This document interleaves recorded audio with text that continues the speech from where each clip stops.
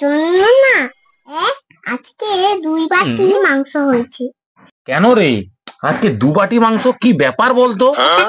একটা মা রান্না করেছে, একটা পাশের বাড়ি কাকিমা রান্না করেছে। কে দেখো কোনটা ভালো হয়েছে?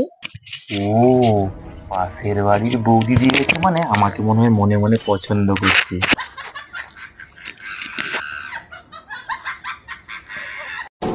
কেন করেছে রে?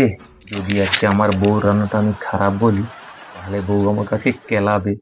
তা আজকে আমি বলি খুব ভালো হয়েছে।